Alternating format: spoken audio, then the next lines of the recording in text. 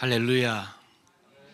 오늘 예배를 통해서 하나님은 영광을 받으시고 우리에게 큰 기쁨이 있기를 주의 이름으로 축원합니다.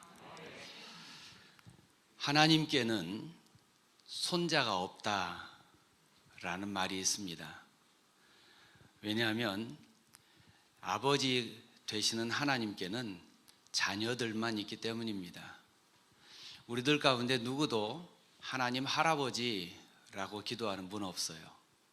다 하나님 아버지라고 부릅니다. 그래서 하나님은 우리의 아버지가 되어주십니다.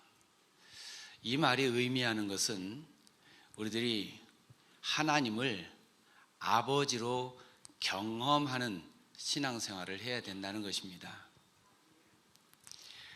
하나님은 우리가 어려울 때 그 품으로 달려가면 우리에게 필요한 위로도 주시고 또 우리가 필요한 것들을 채워도 주시고 또 지혜가 필요할 때 지혜도 빌려주시는 그런 우리 아버지시라는 것입니다. 이렇게 하나님을 아버지로 고백하는 사람들의 모임을 교회라고 합니다. 그래서 교회는 성도들이 한 분 아버지 밑에 서로 형제와 자매가 되어서 사랑을 나누는 그런 가정과 같은 곳이 되어야 합니다. 이렇게 하나님과의 관계에서 얻어진 이 기쁨과 은혜에서 시작해서 같은 경험을 가진 사람들이 함께 사랑하고 서로 도와주고 또 서로 세워주는 그런 가운데 함께 성장할 때 이것을 신앙생활이라고 합니다. 무슨 말이냐면 기독교는 혼자 골방에서 성경 백독을 했다, 하루에 내가 골방에서 5시간, 7시간을 기도했다, 그럴 때 그를 거룩하다라고 말하는 것이 아니라 교회에서 거룩하다고 하는 것은 하나님을 닮은 자가 되고 또 하나님의 뜻대로 살아가는 그 모습을 거룩하다라고 말하는 것입니다. 그래서 우리들은 이 세상을 살 때 하나님이 우리에게 생명을 주신 하나님의 목적을 기억하고 살아야 합니다. 무엇을 위해서 오늘 하루를 살 것인가 라고 할 때 하나님을 닮아가며 하나님의 성품을 가지려고 노력하고 또 하나님의 뜻을 이루려고 힘쓰며 살 때 이것이 그리스도인으로 사는 것이고 하나님의 자녀로 사는 것입니다. 나는 내 인생에서 하나님의 목적을 이루기 위해서 보냄을 받았다 라는 목표를 가지고 사는 자, 그 사람이 그리스도인인 것입니다.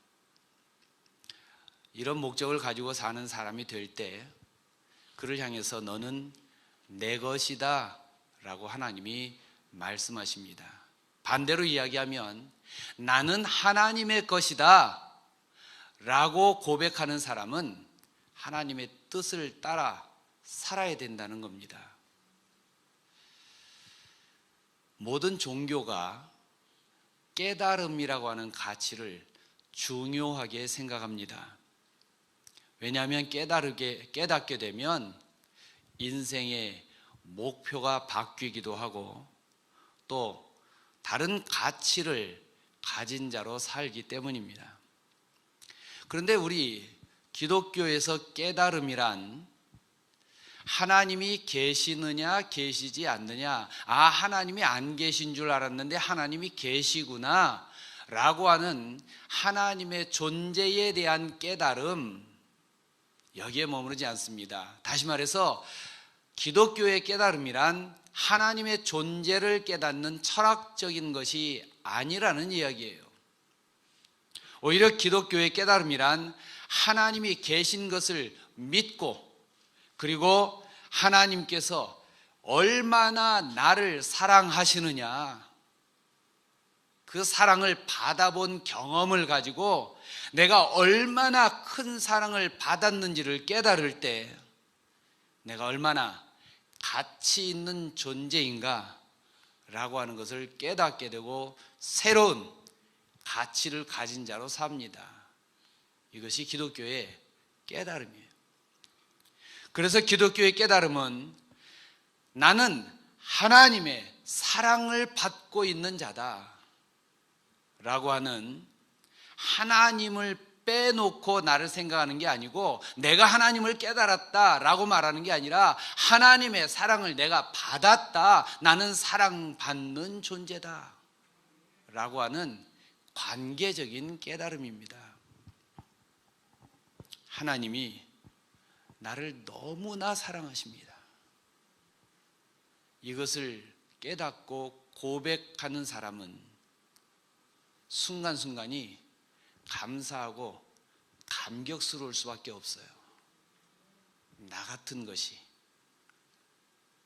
나 같은 죄인이 하나님의 이 큰 사랑을 받았다니, 이걸 깨달은 사람이 어떻게 감격하지 않을 수가 있겠습니까? 그래서 정말로 하나님의 사랑을 깨달은 사람은 그 삶에 웬만한 문제가 와도 절망하지 않습니다. 감사하고 감격하며 그 문제를 이겨나갈 수가 있게 되는 것입니다. 그래서 하나님 아버지 이렇게 고백할 때 저 마음 깊은 데서부터 북받쳐 오르는 감사와 감격이 있는 것, 이런 상태를 은혜 받았다라고 이야기하는 겁니다. 보통의 경우에 우리들은 감사하다라고 하는 말을 다른 사람과의 관계에서 감사하다라는 표현을 할 때는 그것은 내가 그에게 주고 받은 것에서 그 분량을 따져봐서 내가 준 것보다 받은 게 많으면 그에게 감사하다라는 이야기를 하게 됩니다. A라고 하는 사람이 나에게 준 사랑이 내가 그에게 준 것보다 더 크면, 그러면 그에게 감사하다라고 말하고 그를 사랑하게 됩니다.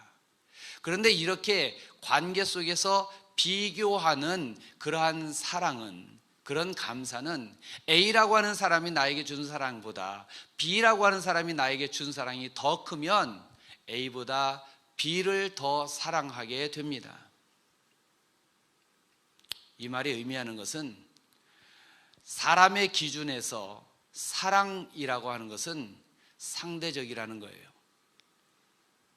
내가 경험한 것이 사랑할 것이냐 말 것이냐, 더 많이 사랑할 것이냐 덜 사랑할 것이냐를 결정하는 기준이 된다는 이야기입니다. 그런데 이 말을 조금 다르게 생각을 하면, 내가 사랑을 느낄 때, 그때 그 사랑을 나는 의미 있는 것으로 받아들이고 그 사랑을 나에게 준 사람을 내가 사랑하게 되고 의미 있는 사랑으로 받아들입니다. 쉽게 말하면 우리가 사랑을 하려면 느낄 수 있게 사랑을 해야 된다는 거예요. 아무리 사랑하는 마음이 있어도 상대방이 느끼지 못하는 사랑은 의미 있는 사랑이 되기가 어렵습니다. 내가 사랑한다고 말을 하는데 그 사람이 나에게 그 사랑을 느끼지 못한다면 내가 하는 그 말이 그에게 의미 없는 말이 된다는 거예요. 우리들은 서로 사랑해야 한다는 이 말을 다 압니다. 성경에 서로 사랑하라고 하는 말씀이 있다는 것 다 압니다. 그런데 정말 만나면 반갑고 만나면 기쁘고 헤어지기 싫고 못 만나면 보고 싶고, 여러분 그런 교회의 모습을 가지고 있나요? 그런 교회라면 여러분은 행복한 교인들입니다. 그런 교회가 되시길 주의 이름으로 축원합니다. 우리는 그런 관계 속에 있을 때 우리는 사랑하는 관계에 있다, 보고 싶다, 그 마음이 계속해서 들고 만나면 헤어지기 싫은 그런 마음이 계속되면 우리는 사랑하는 관계 속에 있는 것이 됩니다. 그래서 사랑은 머릿속으로만 하는 게 아니라 느끼게 하려면 우리의 손과 발로 하는 사랑이 되어야 합니다. 오늘 우리가 교회에 오면 정말 반갑고, 이 코로나가 아무리 심각하다 할지라도 교회 가고 싶어서 마음이 견딜 수가 없는 그런 상태라면 우리는 이 교회를 사랑하고 이 교회 안에 사랑 주고받는 그런 관계 속에 있는 것입니다. 교회란 바로 그래야 합니다. 사랑이 없는 교회는 교회가 아니다라고 말해도 틀린 말이 아닐 겁니다. 그래서 우리가 우리 교회 이야기하면 우리 교회는 사랑이 있다라고 말할 수 있어야 된다는 겁니다. 이게 교회라는 공동체의 특성입니다. 이런 고백과 이런 사랑이 있는 교회가 될 때 그 교회의 성도들은 행복한 사람들이 됩니다. 그리고 그런 교회에서 신앙생활을 할 때 신앙이 성장을 하게 됩니다. 무슨 말이냐면 사랑은 믿음의 성장에 절대적인 영향을 끼친다고 하는 거예요. 좋은 신앙을 가지려면 사랑을 실천하는 신앙의 공동체, 사랑이 있는 교회를 다녀야 한다라는 뜻이에요. 어떤 신앙을 가지느냐는 어떤 경험을 하며 사느냐, 어떤 사랑을 하는 교회를 다니느냐에 달려있다는 얘기입니다. 교회라는 공동체 안에서 무엇을 경험했는가, 어떤 것을 경험했는가에 따라서 신앙의 모습이 결정이 됩니다. 만일 어떤 사람이 교회를 처음 나왔는데 불행하게도 그 교회에서 싸우는 것을 보게 되었고 그 교회에서 손해를 보게 되었다고 한다면 그가 어떤 신앙을 갖게 될까요? 이 사람이 교회를 말할 때는 교회는 좋은 것이라고 말하겠습니까? 그는 교회는 별로 가고 싶지 않은 그런 곳이라고 말할 겁니다. 왜냐하면 그의 신앙이 형성되는데 그가 처음 나왔던 교회에서 좋지 않은 경험을 했기 때문에 그는 교회에 대해서 그리고 예수님에 대해서 하나님에 대해서 안 좋은 그런 생각을 가진 사람이 되게 될 것입니다. 이건 가정에서도 마찬가지입니다. 문제가 없는 가정은 없습니다. 그런데 어떤 부부가 문제를 극복하지 못하고 갈등을 해소하지 못하고 서로 미워하고 상처 주는 말을 하고 그리고 속에 쌓여있는 분노를 자녀에게 퍼붓는다고 한다면 그러면 그 자녀가 어떤 인생을 살게 될까요? 아마 좋은 인생을 살기 쉽지 않을 겁니다. 좋은 인격을 갖기가 쉽지 않을 겁니다. 그러나 문제가 있다고 할지라도 부부가 서로 완전하지 않고 문제가 있지만 그러나 그 문제를 서로 용서하고 서로 인내하고 그리고 서로 세워준다면 이것을 보는 자녀는 부모가 흠이 없어서가 아니라 부모가 서로 사랑하며 서로 용서하는 것을 보는 그 자녀는 그의 인격이 부드럽고 용서할 줄 아는 그런 인격을 가진 자로 자라게 될 것입니다. 그래서 한 아이가 어떤 인생을 사느냐라고 하는데 그 아이의 부모가 어떤 삶을 살았느냐라고 하는 것은 절대적인 영향을 끼치게 되는 것입니다. 이것은 물질만을 의미하지 않습니다. 사람의 인생의 행복을 결정하는 것은 물질이 아니라 사랑이라고 하는 것을 말하는 것입니다. 그래서 성경은 계속해서 사랑을 강조합니다. 성경을 읽어보면 우리는 수없이 많은 곳에서 사랑을 발견하게 됩니다. 그런데 오늘 읽은 말씀에서 예수님은 새 계명을 주겠다고 하십니다.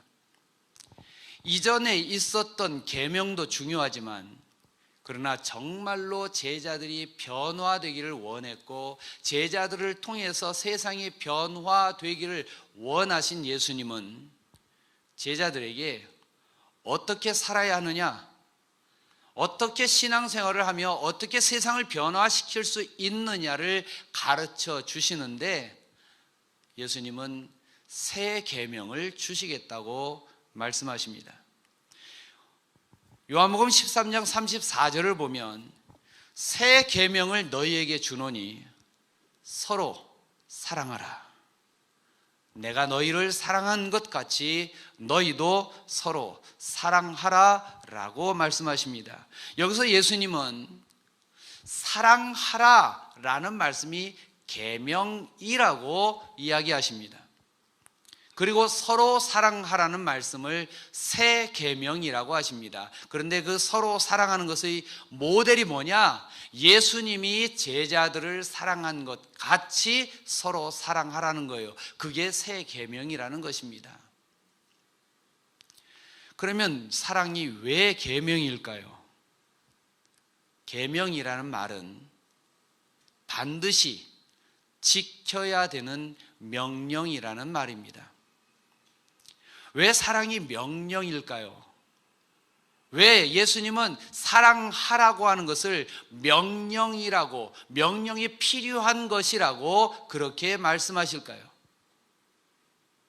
그것은 내가 감정적으로 좋아하는 사람만 사랑하는 것은 쉽고 명령이 필요 없는데 감정적으로 싫은 사람까지도 좋아할 만해야 좋아하지요. 사랑할 만해야 사랑하지요. 저 사람은 안 돼요 라고 말하고 싶은 그 사람까지도 사랑해야 되기 때문에, 싫어도 해야 되기 때문에 그래서 명령이라고 말하고 있는 것입니다. 보통 세상에서는 사랑은 내 감정을 따라가는 것이라고 말합니다.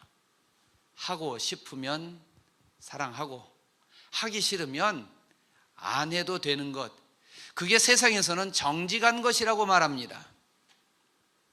그런데 예수님은 사랑이란 내 마음이 싫어도, 하기 싫어도 해야 되는 것이라고, 그래서 계명이라고, 명령이라고 말씀하는 겁니다. 마음에 사랑의 감정이 가득할 때, 그때는요 마음이 저절로 그쪽으로 움직입니다. 만일 내가 뜨겁게 사랑하는 감정이 있는데 만나지 마라, 가지 마라, 전화하지 마라, 여러분 강제로 막으면요 그 마음이 너무나 아픕니다. 그래서 마음속에 사랑이라고 하는 감정이 가득할 때는 사랑은 명령이 필요하지 않습니다. 저절로 하는 거지요. 그런데 문제는요, 저절로 일어난 사랑이 오래가지 못한다는 겁니다. 내 마음속에 사랑이라는 감정이 가득한 것이, 그것이 오래가지 못하고 저절로 생겨난 것은 저절로 사라집니다. 제가 결혼할 때 저희 아버님이 행복은 5%의 감정과 95%의 노력으로 얻는 것이다 라는 말씀을 해주셨어요. 지금 네가 결혼하는 이 순간은 네 사랑이 오래 갈 것 같고 끝까지 갈 것 같지만 이 저절로 되어지는 뜨거운 감정이 있는 이 열정이 있는 사랑은 오래 가지 못한다.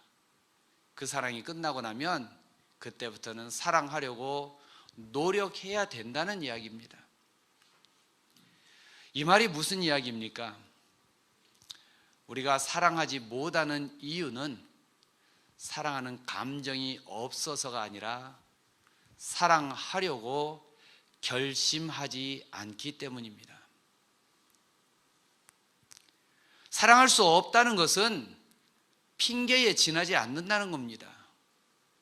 로마서 5장 5절을 보면 우리에게 주신 성령으로 말미암아 하나님의 사랑이 우리 마음에 부은 바 됨이니라고 했습니다. 여기서 하나님의 사랑이 우리 마음에 부어졌다, 우리가 사랑할 수 있는 힘이 있다는 겁니다. 그런데 이 힘을 누가 주었느냐? 성령께서 우리에게 주셨다는 거예요. 성령이 우리 안에 있으면 하나님이 우리에게 사랑할 힘을 이미 주셨다는 것입니다.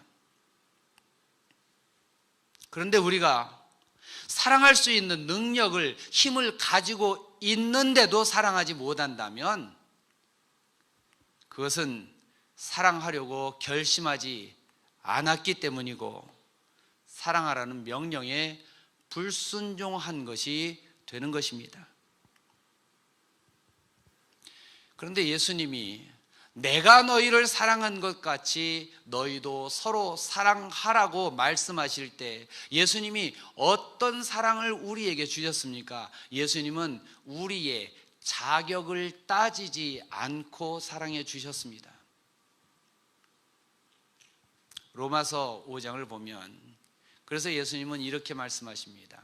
예수님의 사랑에 대해서 우리가 아직 죄인 되었을 때에, 우리가 아직 죄인일 때에, 우리가 자격이 없을 때에 예수님이 십자가에 자기 생명을 내어주심으로 자기 사랑을 확증하셨느니라, 확실하게 증거하여 보여주셨느니라.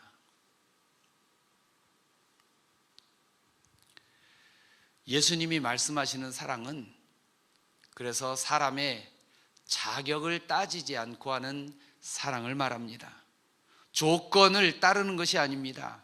이 사람은 사랑할 만하니까 사랑하고 저 사람은 사랑할 수 없으니까, 사랑할 만하지 않으니까 사랑할 수 없다고 하는 말을 예수님은 틀렸다고 말하는 겁니다. 예수님은 내가 너희를 사랑한 것 같이, 너희가 죄일 때 내가 내 생명을 대신 내어줄 정도로 너희를 사랑한 것 같이 너희도 서로 사랑하라, 자격 따지지 말고 사랑하라고 말씀하시고 계십니다.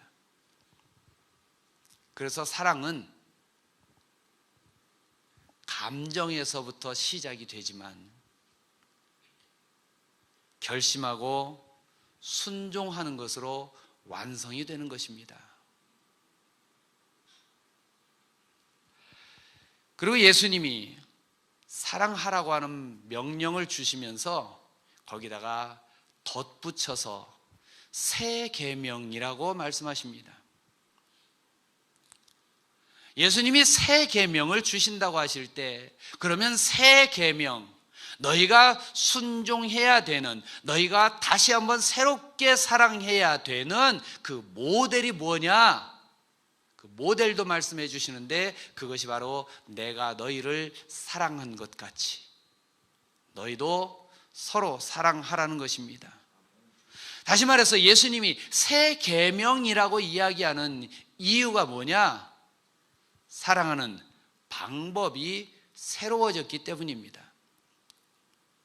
예수님은 그 기준을 예수님이 사랑한 것 같이, 예수님이 우리를 사랑한 것 같이 그렇게 우리가 서로 사랑하라고 하십니다.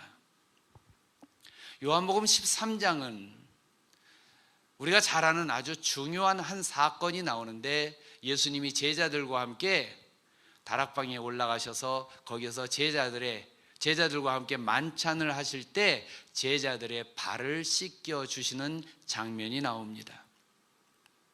그리고 예수님은 제자들의 발을 씻겨 주신 후에 내가 너희를 사랑한 것 같이 너희도 서로 사랑하라 라고 말씀하십니다. 그래서 예수님의 사랑이 어떤 사랑이냐? 예수님의 사랑은 말로만 하는 사랑이 아니고 머릿속으로만 하는 사랑이 아니고 발을 씻어 주시는 그 사랑을 하시면서 너희도 이렇게 서로 발을 씻어 주는 사랑을 하라고 말씀하신 것입니다. 여기서 유대인의 문화를 우리가 조금 알아야 합니다. 레위기를 보면 얼마나 하나님이 하나님의 백성들에게 거룩하여라, 깨끗하여라, 정결하여라 라고 하는 말씀을 강조하는지 모릅니다. 하나님이 거룩하니 너희도 거룩하라고 말씀하십니다. 그래서 유대인들은 하나님 앞에 나아갈 때의 거룩함에 대해서 씻으라고 하는 말씀을 그들의 삶에 적용을 합니다. 그래서 유대인에게 씻는다고 하는 것, 특별히 식사하기 전에 씻는 것은 아주 중요한 그런 율법이 됩니다. 예수님의 제자들이 하루는 손을 씻지 않고 먹으니까 바리새인들이 예수님에게 항의를 합니다. 왜 당신의 제자들은 씻지 않고 먹느냐고. 비난받을 일이 씻지 않고 먹는 일이에요. 그만큼 유대인에게 씻는다고 하는 것은, 정결하다고 하는 것은 중요한 가치를 가지고 있습니다. 그래서 유대인들은 주인이 손님을 초대해서 만찬을 할 때에는 만찬의 자리로 안내하기 전에 반드시 손님의 손과 발을 씻을 물을 내어주고 손님이 손과 발을 씻게 하는데 그 일을 대부분 종들이 합니다. 그런데 예수님이 지금 제자들과 함께 모여있는 이 다락방은 예수님의 집이 아닙니다. 예수님이 주인이 아니에요. 주인은 따로 있고 예수님이 제자를 보내서 빌린 곳입니다. 그러니까 그 다락방을 빌려준 만찬을 하는 자리에 씻을 물 담은 항아리도 있고 대야도 있고 그리고 수건도 준비되어 있는데, 그런데 예수님과 제자들이 씻지 않고 음식을 먹습니다. 왜 그럴까요? 거기에 발 씻어줄 종이 없었기 때문입니다. 씻을 수 있는 준비는 다 되어 있는데, 그런데 씻어줄 종이 없어서 유대인으로서 그들은 정결함에 대한 그런 의식을 중요하게 생각하는데도 불구하고 찝찝한 마음 그대로 씻지 않고 음식을 먹게 됩니다.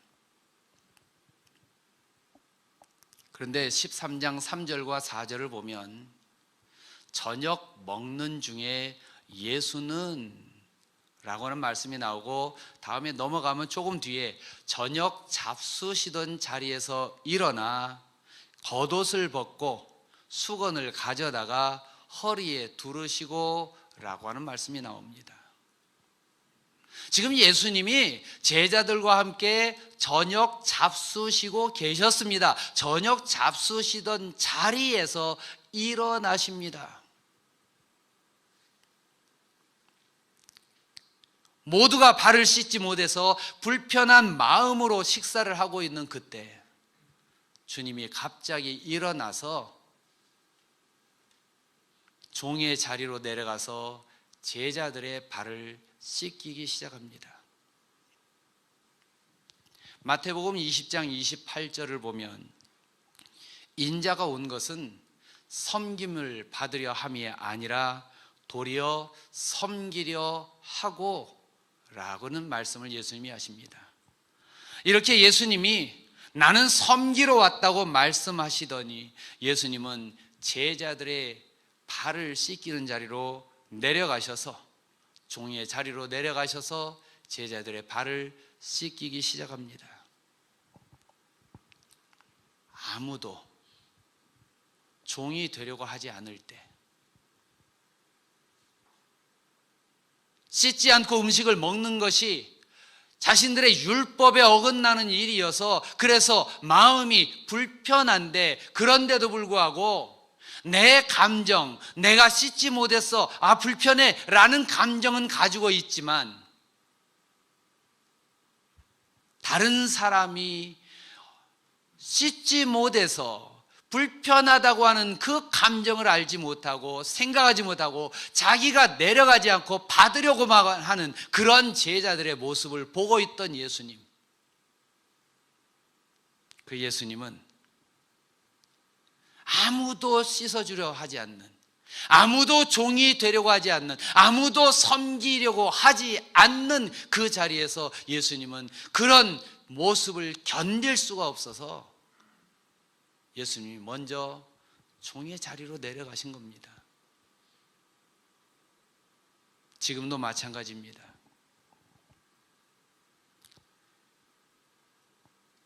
이 장면을 보면서 제자들이 예수님의 제자라고 말하면서, 그러면서 한 사람도 일어나서 예수님의 발을 씻어주지 않았느냐라고 제자들을 비난할 자격이 우리에게 있을까요? 요한복음 13장 37절을 보면 베드로가 주님을 위해서 목숨을 드리겠다고, 자기 목숨을 버리겠다고 말합니다. 그러나 그는 입술로는 예수님을 위해서 자기 목숨을 드리겠다고 하면서도 예수님의 발을 씻어 드리기 위해서 종의 자리로 내려가지는 않는 사람이었습니다. 사랑한다고 하는 고백은 쉽게 할 수 있습니다.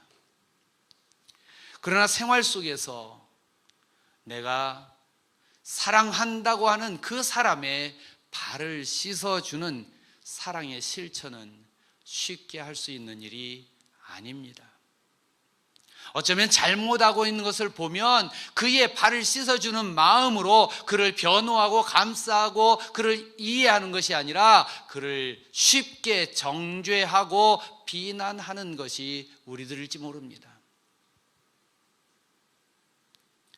미국 서부 개척 시대에 이 말 여러 마리가, 기차가 없는 그 시절에 말 여러 마리가 끌고 다니던 역마차가 있지요. 근데 이 역마차에도 1등석, 2등석, 3등석이 있었다고 합니다.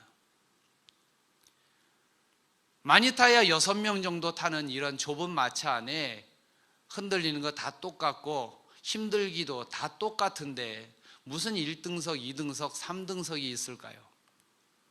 그 차이는 받는 대접의 차이랍니다. 1등석에 탄 사람은 예를 들면 마차가 이 거친 비포장 들판을 달리다가 바퀴가 자주 빠집니다. 근데 마차의 바퀴가 고장이 나서 빠지면 1등석에 돈 많이 내고 탄 사람은 마차에서 내리지 않고 그대로 앉아 있습니다. 그리고 2등석 돈을 낸 사람은 마차에서 내려서 마차의 무게를 줄여줍니다. 그리고 3등석의 사람은 마부와 함께 마차의 바퀴를 땀 흘려가면서 고쳐야 했다고 합니다. 그 옛날에도 사람은 돈을 좀 더 내서라도 편하기를 원했다는 겁니다. 대접받기를 원했다는 것입니다. 이렇게 사람은 대접받는 것은 좋아하지만 대접하는 것, 섬기는 것을 좋아하는 사람은 많지 않습니다. 입술로는 주를 위해서 목숨을 버리겠습니다 라는 고백은 하면서도 막상 섬기는 자리로 내려가는 데는 게을렀던 제자들, 그들에게 예수님은 종의 자리로 먼저 내려가셔서 그들에게 섬기는 것을 보여주십니다. 그리고 예수님은 이렇게 말합니다. 내가 너희를 섬긴 것 같이 너희도, 내가 너희를 사랑한 것 같이 너희도 서로 사랑하라.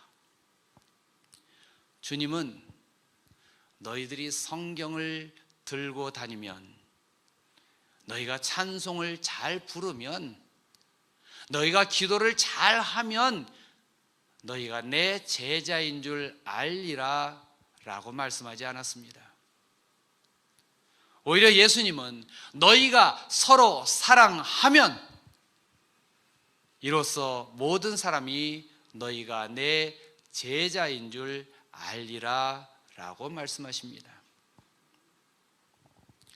오늘날 세계가, 교회가 이 코로나 사태로 인하여 얼마나 많은 비난을 받고 있으며 얼마나 약해졌는지 모릅니다. 교회가 세상을 바꿀 수 있는 힘과 능력을 하나님께로부터 받았는데도 세상을 변화시키지 못하는 이유가 뭘까요? 그것은 능력이 없어서가 아니라 사랑을 실천하지 않기 때문입니다. 세상이 더 악해져서가 아니라 교회가 섬기는 자리로 내려가지 않았기 때문입니다.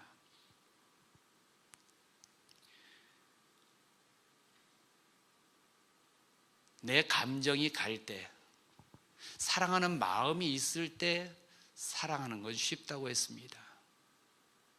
그러나 사랑할 수 없을 때, 사랑하는 마음이 없을 때 그 감정을 억누르고 사랑하는 것 어렵습니다. 당연히 어렵습니다. 얼마나 어려울까요? 예수님이 우리가 죄인일 때 우리를 사랑하는 일이 쉬웠을까요? 아닙니다. 겟세마네 동산에서 예수님이 기도하실 때 할 수만 있거든 이 고통의 쓴 잔을 내게서 옮기시옵소서라고 기도했습니다. 그런데 그 예수님이 그렇게 기도를 끝내지 않으시고, 그러나 내 원대로 마옵시고 아버지의 원대로 하옵소서라고 기도합니다. 내가 원하는 대로 하지 마시고 하나님 아버지께서 원하시는 대로 하시옵소서. 그런데 겟세마네 동산에서 예수님이 기도하실 때 예수님의 그 기도가 얼마나 열정적으로 하셨는지 땀방울이 핏방울과 같이 변했다고 했습니다. 저는 생각해 봤어요. 언제 예수님이 땀 흘리며 기도하던 그 땀이 핏방울같이 변했을까? 할 수만 있거든 이 고통에 쓴 잔을 내게서 옮기시옵소서라고 기도할 때 땀방울이 핏방울같이 변했을까? 아니면 내 뜻대로 마옵시고 아버지의 뜻대로 하시옵소서. 자기 뜻을, 자기 생각을, 자기 감정을 내려놓기 위해서 몸부림치면서 내 뜻대로 마옵시고 아버지의 뜻대로 하시옵소서. 그때 땀방울이 핏방울같이 변하지 않았을까?